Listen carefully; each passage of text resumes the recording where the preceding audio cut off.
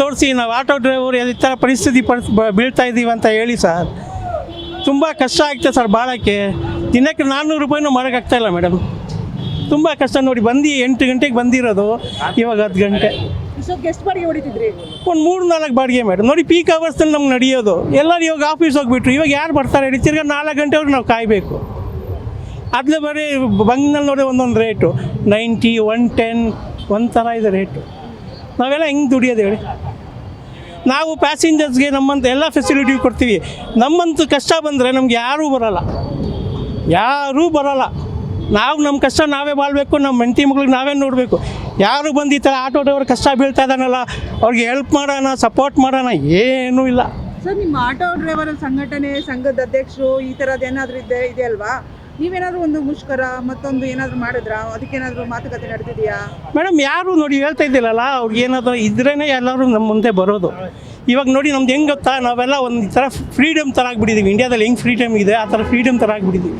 ಏನಾದರೂ ಕಷ್ಟ ಇದ್ದರೆ ಬರ್ತಾರೆ, ಆಮೇಲೆ ಅವ್ರು ಕೆಲಸ ಮಾಡೋದು ನೋಡ್ತಾರೆ. ಇವಾಗ ಈ ಥರ ಕಷ್ಟ ಬೀಳ್ತಾ ಇದ್ದೀವಲ್ಲ, ಏನಾದರೂ ಗೌರ್ಮೆಂಟ್ ಹತ್ರ ಮಾತಾಡೋಣ, ನಮ್ಮ ಆಟೋ ಡ್ರೈವರ್ಗೆ ಇದು ಮಾಡಿ, ಯಾಕೆ ರೇಟ್ ಜಾಸ್ತಿ ಮಾಡೋದು? ಡೀಸೆಲ್ ರೇಟ್ ಜಾಸ್ತಿ ಆಗಿಲ್ಲ ತಾನೆ, ಪೆಟ್ರೋಲ್ ರೇಟ್ ಜಾಸ್ತಿ ಆಗಿದ್ದಾನೆ, ಟ್ರಾನ್ಸ್ಪೋರ್ಟ್ ಆರಾಮಾಗಿ ಬರ್ತಾಯಿದ್ದೆ ತಾನೆ, ನಮ್ಮ ರೇಟ್ ಯಾಕೆ ಜಾಸ್ತಿ ಮಾಡ್ತಾಯಿದ್ದಾರೆ? ನೀವು ಹೇಳಿ. ಡೀಸೆಲ್ ರೇಟ್ ಜಾಸ್ತಿ ಆಗಿದೆ, ಪೆಟ್ರೋಲ್ ರೇಟ್ ಜಾಸ್ತಿ ಆಗಿದ್ದರೆ ಟ್ರಾನ್ಸ್ಪೋರ್ಟ್ ಚಾರ್ಜ್ ನೀವು ಜಾಸ್ತಿ ಮಾಡಿ, ಹೌದಪ್ಪ ಡೀಸೆಲ್ ಪೆಟ್ರೋಲ್ ಜಾಸ್ತಿ ಆಗಿದೆ, ಅದಕ್ಕೆ ನಿಮಗೆ ಟ್ರಾನ್ಸ್ಪೋರ್ಟಿಂಗ್ ಬರ್ತಾ ರೇಟ್ ತೊಗೊಳ್ತಾ ಇದ್ದೀವಿ ಅಂತ ಹೇಳ್ತೀವಿ. ಇವಾಗ 1 litre 60 ರೂಪೀಸಿಂದ 90 rupees, 1.5 litre, half litre ಇವರೇ ತೊಗೊಂಡು ಅದು ಬೇರೆ ವೇಟಿಂಗ್ ಬೇರೆ. ನೋಡಿ 8 ಗಂಟೆಗೆ ಬಂದಿರೋದು, ಇಲ್ಲಿ ಬರೋವ್ರಿಗೆ 10 ಗಂಟೆ. ಇವಾಗ ಹೋಗಿ ನಾವು ಏನು ದುಡಿಯೋದು? ಅದನ್ನಲ್ಲೂ ಏನು ಗ್ಯಾಸ್ ಹಾಕ್ತಾರೆ ಗೊತ್ತಿಲ್ಲ, ಯಾವ್ದಾದ್ರು ಫುಲ್ ಮಾಡ್ತಾರೋ, ಆಫ್ ಕೊಡ್ತಾರೋ, 200 ರೂಪಾಯಿ ಕೊಡ್ತಾರೋ ಅದು ಗೊತ್ತಿಲ್ಲ. ಅವ್ರು ಇಷ್ಟದಂಗೆ ಮಾಡ್ತಾರೆ. ಏನು ಮಾಡಬೇಕು? ಅದೇ ಸರ್ ಹೇಳಿದ್ದು, ಆಟೋ ಚಾಲಕರ ಅಧ್ಯಕ್ಷರು ಅಂತ ಇರ್ತಾರಲ್ಲ, ನೀವುಗಳೇನಾದರೂ ನಿಮ್ಮ ಸಂಘಟನೆ, ನಿಮ್ಮ ಸಂಘದ ಅಧ್ಯಕ್ಷ ಇಲ್ಲಿ ನಾವು ದುಡಿಯೋಣ ಮೇಡಮ್, ಹೋಗಿ ಅವ್ರ ಹತ್ರ ಕಮಿಷನ್ಸ್ ಮಾಡ್ಕೊಂಡು ಕೂತ್ಕೊಳ್ಳೋಣ ಹೇಳಿ. ಅವ್ರು ಯೋಚನೆ ಮಾಡಬೇಕು. ದೊಡ್ಡವ್ರು ಇದ್ದಾರಲ್ಲ, ನಮ್ಮ ಯೂನಿಯನ್ ದೊಡ್ಡವ್ರು ಇದ್ದಾರೆ, ಅವ್ರು ಯೋಚನೆ ಮಾಡ್ತಾರೆ. ಆಟೋ ಡ್ರೈವರ್ ಈ ಥರ ಕಷ್ಟ ಬೀಳ್ತಾ ಇದ್ದಾರಲ್ಲ, ಅವ್ರಿಗೆ ಏನಾದರೂ ಒಂದು ಮಾಡೋಣಪ್ಪ, ನಾವು ಹೋಗಿ ಮಾತಾಡೋಣ, ಸರ್ಕಾರ ಜೊತೆ ಕೂತ್ಕೊಂಡು ಮಾತಾಡೋಣ, ಏನಾದರೂ ಒಂದು ಮಾಡೋಕ್ಕೆ ಅವಳು ಹೇಳಬೇಕು. ಇವಾಗ ನಾವು ಏನಿಲ್ಲ ನೋಡಿ, ನಾವು ದುಡಿಯೋಕೆ ಹೋಗಬೇಕು, ಇವಾಗ ಮನೆ ನೋಡ್ಬೇಕು, ಬಾಡಿಗೆ ನೋಡಬೇಕು, ಎಲ್ಲ ನೋಡಬೇಕು. ಅದು ಬಿಟ್ಬಿಟ್ಟು ನಾವು ಅವ್ರು ಹೋಗಿ ಸಾರ್ ಈ ಥರ ಅಂದರೆ ಯಾರು ಕೇಳ್ತಾರೆ ಹೇಳಿ? ಇವಾಗ ಎಲ್ಲರಿಗೂ ಕಷ್ಟ ಇದೆ, ಯಾರಿಗಂತ ಇಲ್ಲ. ಇಲ್ಲಿ ಎಷ್ಟು ಆಟೋ ಡ್ರೈವರ್ ಇದ್ದಾರೆ, ಎಲ್ಲರ ಮನೆಯಲ್ಲಿ ಕಷ್ಟ ಇದೆ. ಅವ್ರ ಹೆಂಡತಿ ಮಕ್ಕಳಿದ್ದಾರೆ, ಫೈನಾನ್ಸ್ ಇದೆ, EMI ಇದೆ, ಎಲ್ಲ ಕಷ್ಟ ಇದೆ. ಏನಾದರೂ ದುಡ್ಡನ್ನೇ ನಮ್ಗೆ ಆಗೋದು. ನೀವು ಆಟೋ ತೊಗೊಂಡಿರೋದು ಲೋನಲ್ಲಿ ತೊಗೊಂಡಿದ್ದೀರಾ? ಹೌದು, ನಾನು ಫೈನಾನ್ಸ್ ಕಟ್ತಾ ಇದ್ದೀನಿ, ನಂದು ಫೈನಾನ್ಸ್ ಇದೆ. ಇವಾಗ ನಾವು ಅದು ನೋಡಬೇಕು, ಮನೆ ಬಾಡಿಗೆ ನೋಡಬೇಕು, ಮಕ್ಕಳು ಸ್ಕೂಲ್ ಫೀಸ್ ನೋಡಬೇಕು, ಮನೆ ಖರ್ಚು ನೋಡಬೇಕು. ಅದು ಮನೆ ಗ್ಯಾಸ್ ಸಿಗೋಕೆ ಕಷ್ಟ ಆಗ್ತಾಯಿದೆ. ಇವಾಗ ಮನೆ ಗ್ಯಾಸ್ಗೆ ಏನು ಪ್ರಾಬ್ಲಮ್ ಇಲ್ಲ ಅಂತ ಹೇಳ್ತಾ ಇದ್ದಾರೆ, ಅದಕ್ಕೆ ಹೇಳ್ತಾರೆ. ಬಟ್ ಬಂದು ನೀವು ಬುಕ್ ಮಾಡಿ ನೋಡಿ ಗೊತ್ತಾಗತ್ತೆ. ದಿನಕ್ಕೆ ಎಷ್ಟು ದುಡಿತಿದ್ರಿ ಮೊದಲಾದ್ರೆ? ಮೇಡಮ್, ದುಡಿಮೆ ಏನು ಗೊತ್ತಾ ಮೇಡಮ್, ನಾವು ದುಡಿಯೋದು ನೋಡಿ 1000 ರೂಪಾಯಿ ದುಡಿದ್ರೆ 400 ರೂಪಾಯಿ ಗ್ಯಾಸು, 200 ರೂಪಾಯಿ ನಮ್ಮ ಖರ್ಚು, 400-500 ರೂಪಾಯಿನೇ ದುಡಿಯೋದು. ಹೆಂಗೆ ಇವಾಗ ಡೈಲಿ ವೇಕೇಜ್ ಪೇಮೆಂಟ್ ತೊಗೊತಾರೆ ಆ ಥರನೇ. ಏನಂದರೆ ಇದರಲ್ಲಿ ನಮಗೆ ಫ್ರೀಡಮ್ ಇರುತ್ತೆ ಅಷ್ಟೇ, ಬೇರೆ ಏನಿಲ್ಲ. ಇವಾಗ ನೋಡಿ ರ್ಯಾಪಿಡೋ ಟ್ಯಾಕ್ಸಿ, ಅದು ಸರ್ಕಾರ ಅದು ಏನೂ ಮಾಡ್ತಾಯಿಲ್ಲ, ಈ ಥರ ಇವ್ರಿಗೆ ಯಾಕೆ ನಮ್ಮ ಆಟೋ ಡ್ರೈವರ್ ಬೆಂಗಳೂರಿಗೆ ರೋಡ್ಗೆ ಆಟೋನೇ ಸರಿಯಾಗಿರೋದು,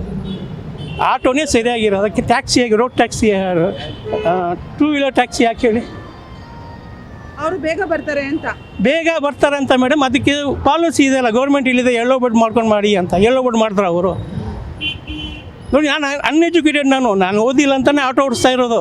ಬಟ್ ಗೌರ್ಮೆಂಟ್ ಅವ್ರು ಎಜುಕೇಟೆಡ್ ಇದ್ದಾರಲ್ಲ, ನಿಮ್ಮಂಥವ್ರು ಎಜುಕೇಟೆಡ್ ಇದ್ದಾರಲ್ಲ, ನೀವು ಕೇಳ್ಬೋದಲ್ಲ ಸರ್ಕಾರಕ್ಕೆ. ಸರ್, ಏನಂದರೆ ಅವರು ಡಿಮ್ಯಾಂಡ್ ಮಾಡಲ್ಲ ಮೇಡಮ್, ನಾವು ಡಿಮ್ಯಾಂಡ್ ಮಾಡಲ್ಲ. ನೋಡಿ, ನನಗೂ ಈ ಲೈಸೆನ್ಸ್ ಮಾಡಿ 97ನಲ್ಲಿ ಮಾಡಿರೋದು, ಇವಾಗವರೆಗೂ ನಾವು ಡಿಮ್ಯಾಂಡ್ ಮಾಡಲ್ಲ.